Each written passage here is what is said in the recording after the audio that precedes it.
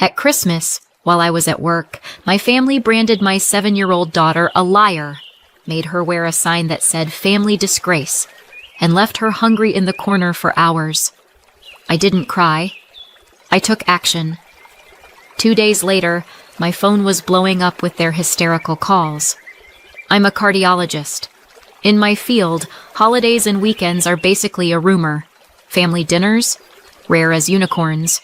But that year, a miracle. A colleague remembered I'd covered his Thanksgiving shift and decided to return the favor. "Go home," he said. "You've got a kid. She should see you at Christmas." So I thought I'd do the whole surprise entrance thing. No text, no heads up, just show up at my parents' house. The door wasn't even locked. I walked in and, honestly, it looked like the aftermath of a frat party. The Christmas tree was tilted like it had survived an earthquake. Ornaments smashed on the floor, food spilled into the carpet, tablecloth stained. And my family? They were all sitting there, calm, eating dessert, laughing, holiday music in the background. Like none of that chaos mattered. Like everything was fine. Parents. My sister Bianca with her husband and son. My brother Logan with his wife and daughter. My daughter? Nowhere. "Hey, what happened here?" I asked. Silence.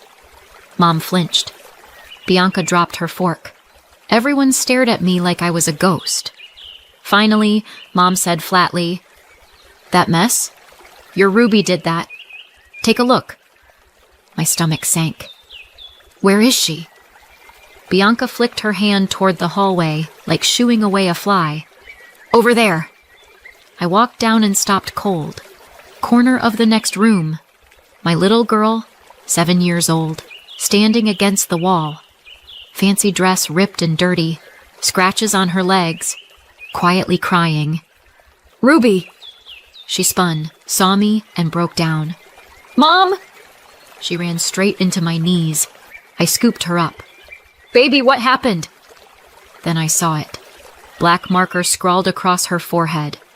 Liar. And a cardboard sign hanging from her neck. Family disgrace. For a second, I honestly thought I was hallucinating. Too many shifts, no sleep.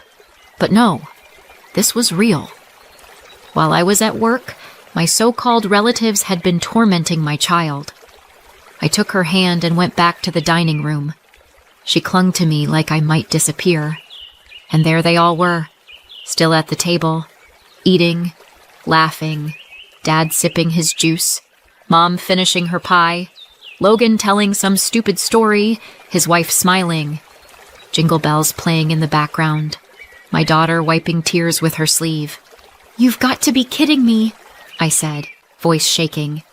"You're just sitting here, eating, laughing, while my kid is standing in another room with a sign on her neck?"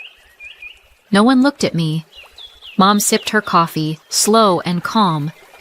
"What the hell is wrong with you?" I snapped. Bianca finally turned, all smug and self-righteous. "She ruined Christmas, Felicia. Knocked over the tree, food everywhere, dishes broken, and then she wouldn't admit it. Tried to blame Nolan." Nolan, her precious 9-year-old, spoiled rotten, sitting there with his innocent face like butter wouldn't melt. Ruby pressed into me, sobbing. "Mom, he pushed me. It's true." I stroked her hair, stared at Bianca. "You heard her. She says Nolan pushed her." Bianca tossed her hair. "That's not true. He saw her climb the chair. She reached for an ornament, fell, knocked it all down." Ruby shook her head, crying harder. "It wasn't me. I didn't." I held her tighter. "Oh, Nolan saw it, huh? And why is it you all automatically believe him, but not Ruby?" Bianca flushed red. "Don't accuse my son. Nolan always tells the truth." I pulled out my phone, took photos of Ruby, marker on her face, sign around her neck. Right in front of them. Dad squinted. "What do you think you're doing?" "Documenting," I said flatly. "Because tomorrow, you'll all pretend this never happened." I yanked off the stupid cardboard sign, tossed it on the floor, and tried to wipe the marker from her forehead. It wouldn't come off. Her skin was raw, red. She flinched when I touched her. I turned back to them. Look at her. She's trembling. She's telling you she didn't do it. And even if she had, even if she really did knock over your damn tree, you think it's normal to write on a child's face and hang a sign around her neck? Are you people insane? Mom dabbed her mouth with a napkin, like we were in some courtroom drama. We decided that since she lied, everyone should see her for what she is. That's called discipline. Inside me? Boiling. I wanted to scream until the walls cracked. But Ruby was shaking in my arms, and she didn't need more yelling. So I leaned in and said low and sharp, "Discipline is teaching, explaining, helping a kid clean up if they make a mess. Not forcing a 7-year-old to stand in a corner with a damn sign while you all stuff your faces and sing along to Bing Crosby. That's not discipline. That's cruelty." Dad muttered without even looking up from his plate. "She needs to take responsibility for her actions." Responsibility? I could feel my throat burning. Who left a chair by the tree? Who set it up so badly it tipped over? That tree could have crushed her. Why didn't anyone help Ruby when she fell and scraped herself up? Look at her. She's covered in scratches. Who takes responsibility for that? Because she's 7. You're the adults. And instead of owning your screw-ups, you branded her face with a marker.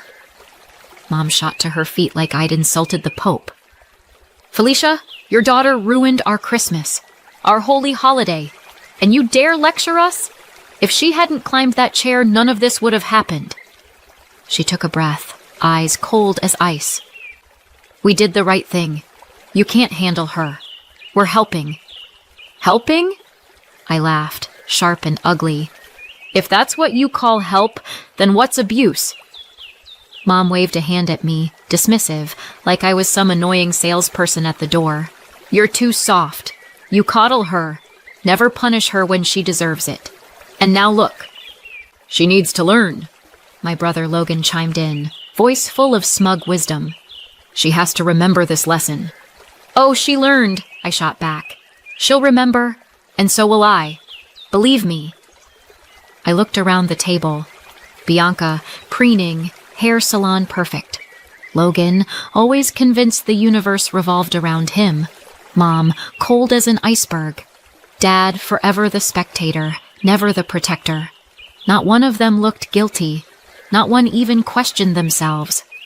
They sat there certain they were right, as if I was interrupting their noble act of discipline. My so-called family. Masters of excuses, strangers to compassion. Then Ruby tugged on my hand and whispered, voice trembling, "Mommy, I'm so hungry." I froze. They hadn't even fed her. They knew she was starving and left her standing in a corner with cardboard around her neck, and that was it. Something snapped in me. Why was I even still talking to them? Explaining? They'd never get it. And I didn't need them to. I didn't need them at all. "Sweetheart, we're going home," I told Ruby. "You can take her to the kitchen," Mom said with fake generosity. "There's still plenty left." I didn't answer, just held Ruby's hand, helped her into her coat, buttoned it up. Quiet. Efficient. Before leaving, I turned to them and said, "She's not guilty, but even if she was, you had no right to do this to a child. Ever. And you will remember this night." We stepped out into the cold, snow crunching under our feet. Ruby pressed close to me. I lifted her into my arms as we walked to the car.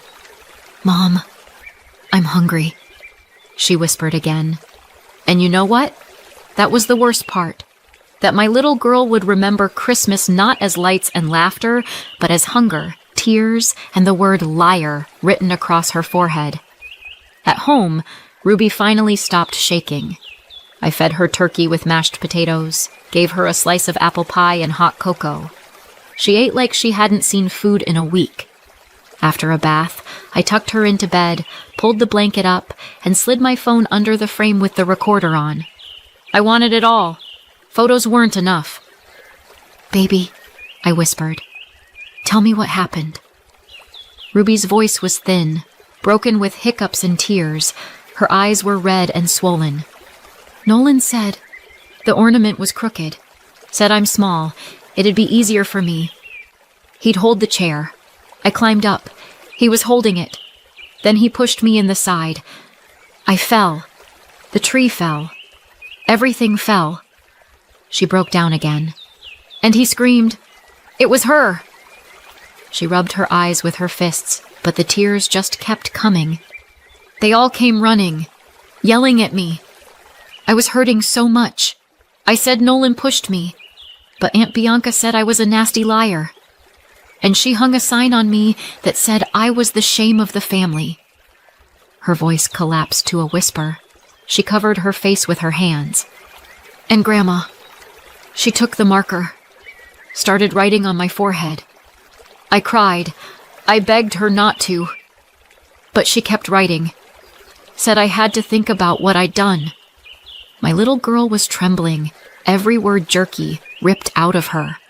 I pulled her into my arms. I was so scared, Mommy.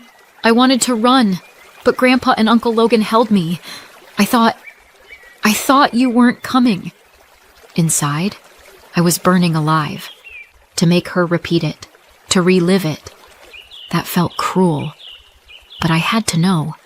I had to record it, and they were going to regret every second. I kissed her damp cheek and told her, "Sweetheart, none of this is your fault. Do you hear me? Not one bit. What they did, that's their shame, not yours.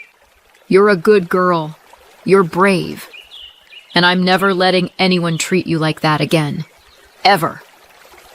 We stayed like that a long time, holding on to each other. Finally, exhaustion won. She curled up and drifted off. I watched her breathe and thought, I knew what my family was like, and I still brought her there.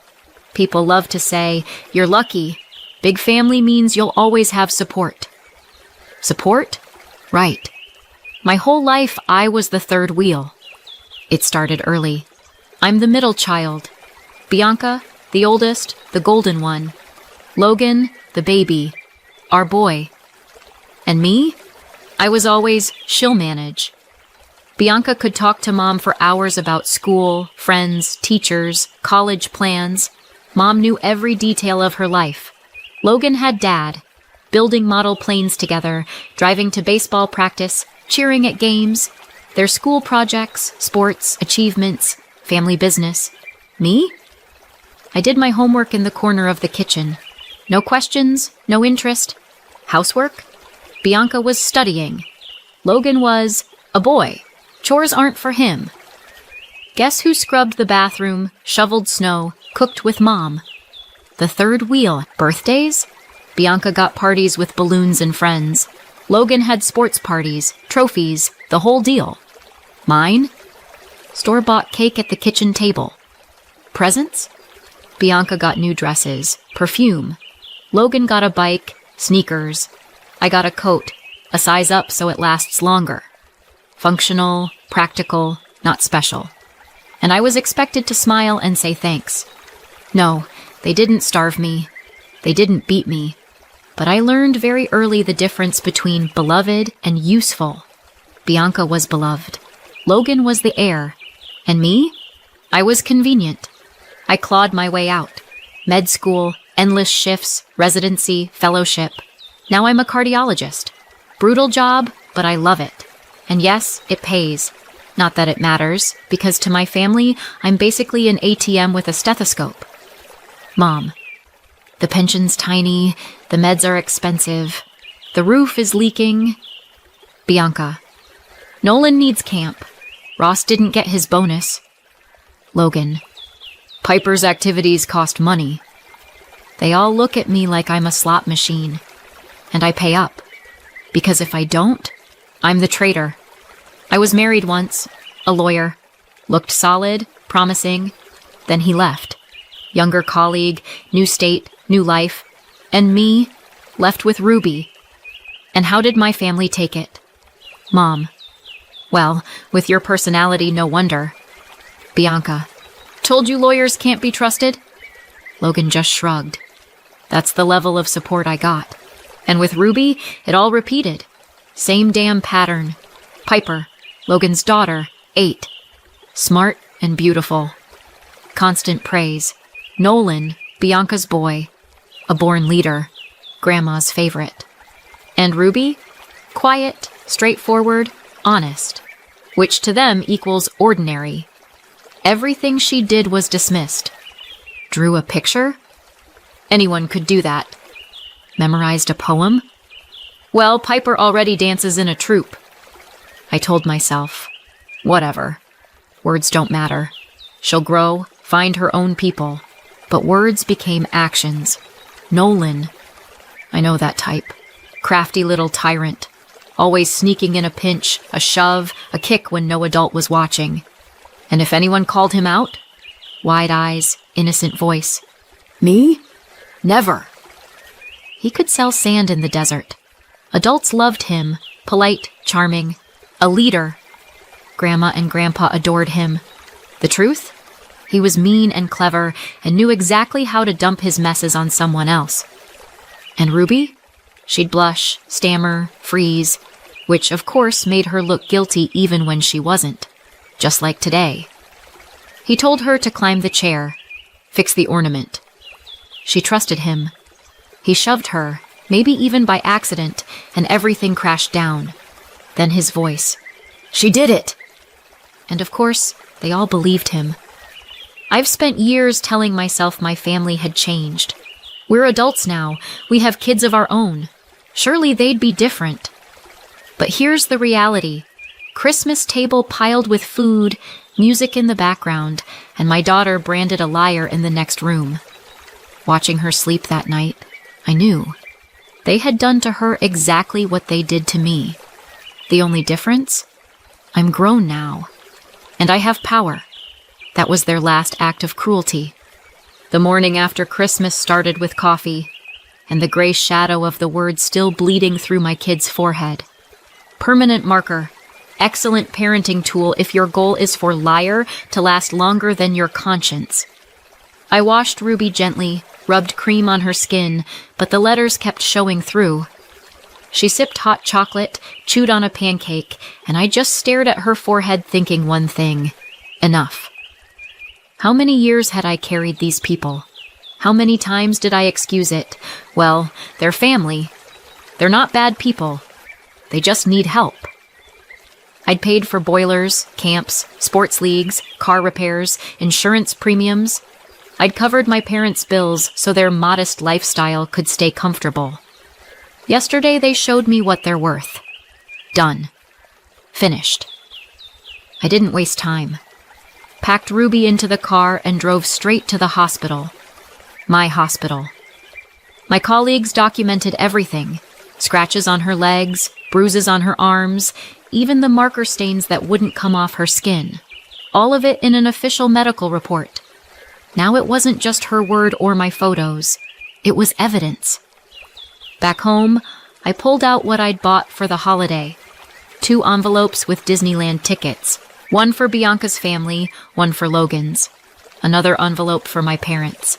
A weekend at a spa hotel. Everyone knew. They'd been waiting. Nolan had been counting down the days. Piper had already drawn the castle with fireworks. My parents pretended they didn't like the noise, but had quietly asked what time the bus would leave. I sat at the kitchen table and methodically tore every glossy ticket into thin strips, put the pieces back into the envelopes, sealed them shut. It was the best gift I'd ever given them, and the most therapeutic. First workday after the holidays, I mailed the envelopes. Then I opened my laptop and handled the rest. Turned off every automatic transfer to my parents, extra pension money, medical insurance top-ups, utilities, all those unexpected expenses that somehow happened like clockwork. Faucet closed. Next, Bianca. Nolan was supposed to start his winter camp. A month ago, I'd paid the deposit, and the final payment was due now. I called the camp office. The payment won't be coming. The woman was polite. We'll notify the parents. If they pay, his spot is safe. If not, it'll go to another child.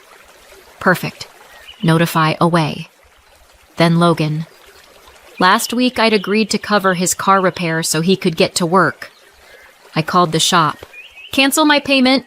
Bill the customer directly. They confirmed it was voided. Not my problem anymore. And then the calls started. Bianca first. Her voice high-pitched enough to break glass. What the hell is this trash you sent us? Where are the tickets? I sipped my coffee. Those were your tickets. Now they're confetti. You've lost your mind. Nolan's been waiting. You promised. He dreamed about this. Maybe he should start dreaming about honesty. Cheaper dream. Click.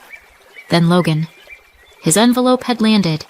He was screaming like I'd burned his house down. Are you serious?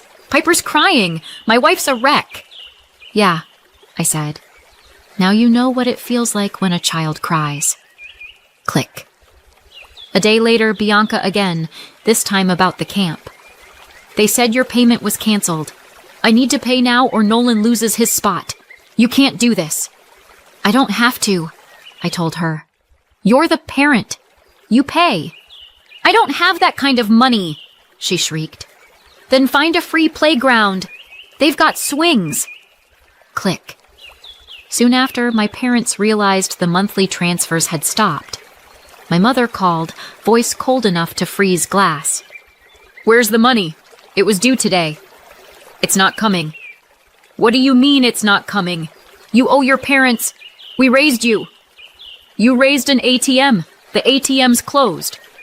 Dad chimed in on speaker. You're betraying us. You've always been ungrateful.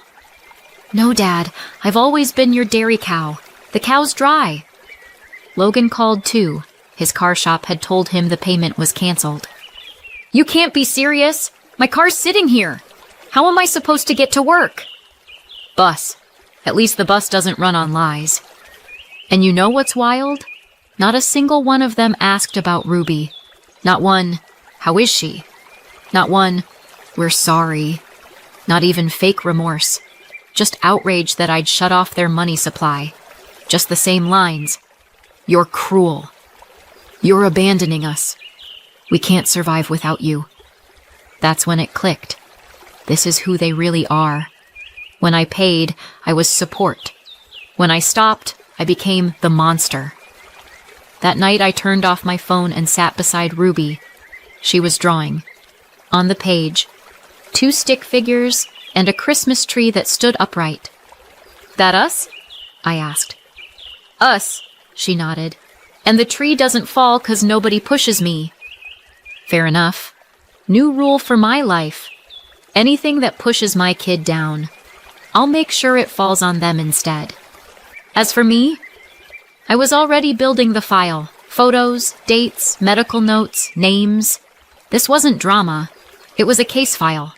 CPS, police. First workday after the holidays. Not because I doubted, but because I like my footsteps to land loud. First, the sound of tickets ripping. Then, the silence of empty bank accounts. Next, the knock on their doors. After the holidays, I did what needed to be done. First stop, CPS. The caseworker, mid-40s, business casual, no nonsense, listened to me without blinking. Apparently, I wasn't the first parent to show up after a festive family gathering turned into a hazing ritual. I put the photos on her desk, the medical report, a flash drive with Ruby's recorded statement. She nodded. That's enough. This is child abuse. We'll check the households where kids live. A few days later, CPS showed up at Bianca's house and Logan's. I wasn't there, but I can picture it. My family's faces when a government employee calmly told them, "You're now under state supervision. Do this again, you lose custody." To them, I'm the witch. On paper, they're at-risk families. Honestly, I prefer the second label. I knew CPS had been by when the calls started. Bianca first, shrill, hysterical. What have you done? CPS came to my house. They're making me take parenting classes. I have a college degree. Why would I need their stupid classes?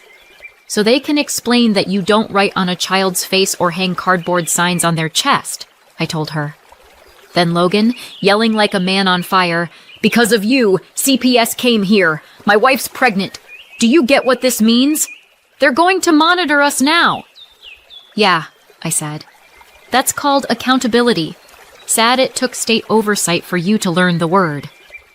My parents, tag-teaming the call. "You've disgraced the family. You aired our dirty laundry. The neighbors think we're monsters now." "No," I said. "You disgraced yourselves. I just stopped covering for you." Then came the police. I filed a report. Because CPS supervision is one thing, criminal charges are another. I laid it all out. Who held Ruby's arms, who hung the sign, who wrote on her forehead. And yes, it matters. When a child whispers, shaking, "Grandma wrote, Auntie hung it, Grandpa held me, Uncle held me," that's not a family quarrel. That's assault on a minor. I wasn't there for their interrogations, so I don't know what excuses they tried, but I know the outcome, because they called me. First my mother, voice trembling with rage. "What are you doing to us? They dragged us into the station, questioned us like criminals. We're branded now," I said, calm as ice.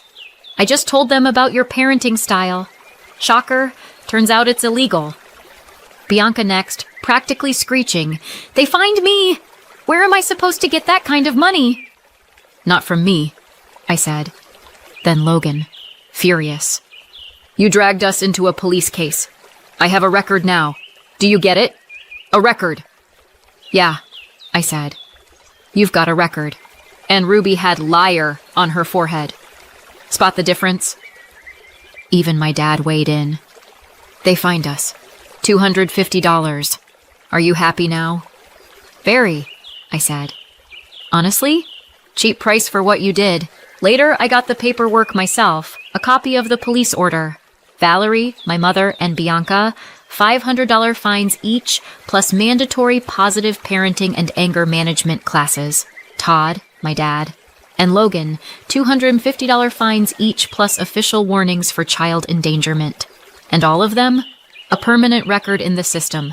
Not erasable, not forgotten.